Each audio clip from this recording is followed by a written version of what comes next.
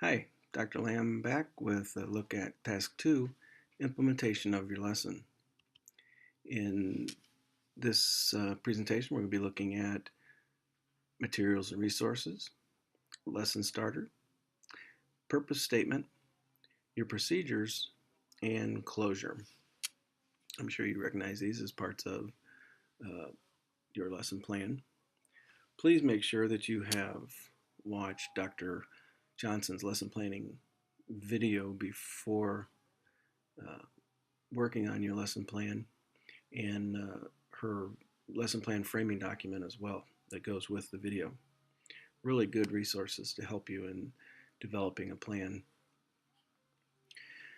All right, so as we move on to lesson implementation, uh, this is going to be the actual lesson plan itself, the things you're going to be doing in the classroom with your students about this lesson. Remember, the main purpose here, and obviously, is another opportunity for you to write a lesson plan, but even more importantly, to actually get you to consciously be thinking about your planning all along the way, asking, why am I doing it this way? Why have I chosen this strategy? Why am I using this worksheet or this lab activity? Thinking very specifically about those. So obviously, you have a lesson in mind. You're going to need to uh, list out the kind of materials and resources you're going to need. Uh, we are on this page of the uh, Field Experience Manual, the lesson plan template, and this is Task 2 Lesson Implementation.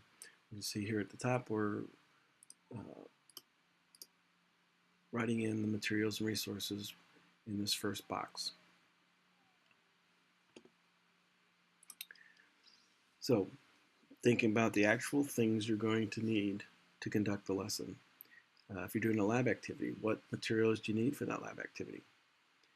If you're going to start with a teacher demonstration, what are you going to need for that? And in thinking about any kind of activity or demonstration that you're doing, what safety equipment are you going to need in place so that you can perform that demonstration or so that your students can do that activity? You would also list here any additional texts that you might need as resources if the students are going to need to refer to some kind of a textbook or um, an app on their laptops or iPads, whatever is available that you're using as secondary resources to the lesson.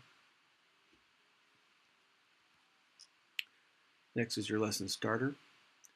How is it that you're going to engage these students in this lesson? What hook are you going to use to pull them in, to get their attention, to get them focused, to get them thinking about what you're doing in today's lesson?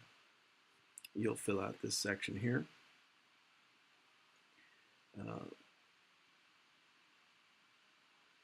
if you can include the statement or sentence that you're going to be using in this hook, that's preferable. Notice that there's a spot here for you to write not only what you plan to be doing during this portion of the lesson, but also what the students are going to be doing. Both of those are very important that you're specifically critically thinking about. Okay, I'm going to be doing this. I'm doing this demonstration, or I'm asking these questions. What is it the students are going to be doing in response to what it is that you're doing?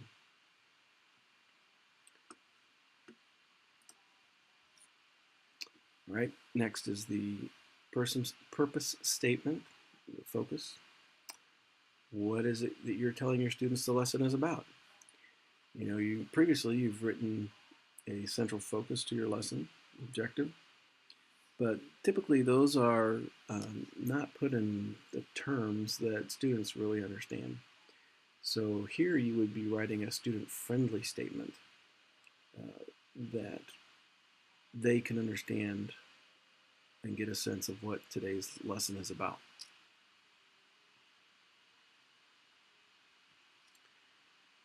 procedures. This is the bulk of your lesson. Here you're explaining the flow of your lesson. What is the logical progression, the step-by-step sequence that you plan to follow in your lesson?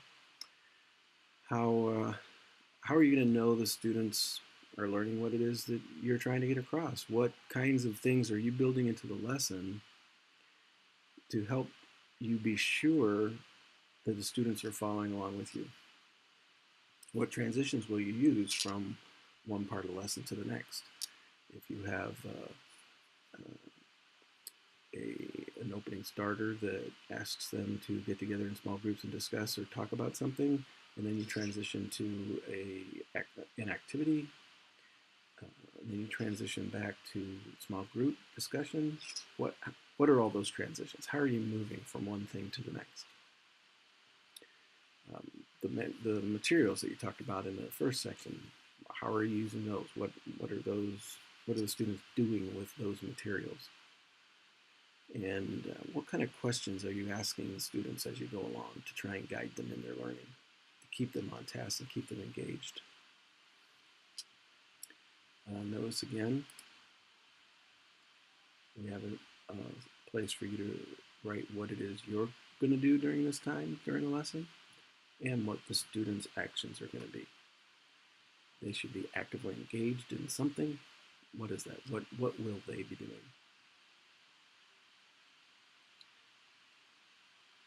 Then you have closure. How are you going to wrap the lesson up?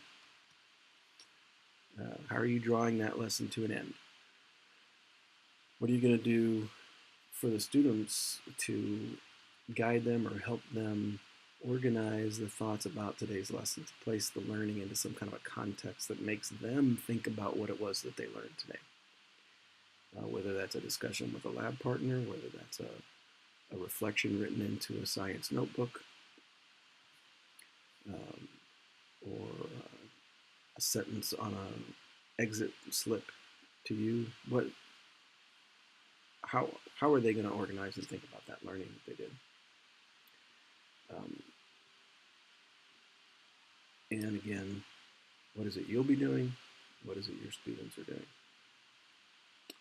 All right, after you completed all those, the last thing in this section is just to make sure you attach any other materials that you used in the lesson, handouts, worksheets, rubrics, any kind of a checklist or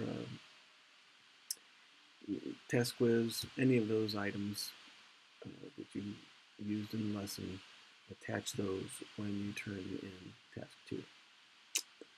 Okay, so good luck, and make sure you contact your lead instructor if you have any questions, or bring the questions to workshop night and talk with your peers and talk with your facilitator. Good luck.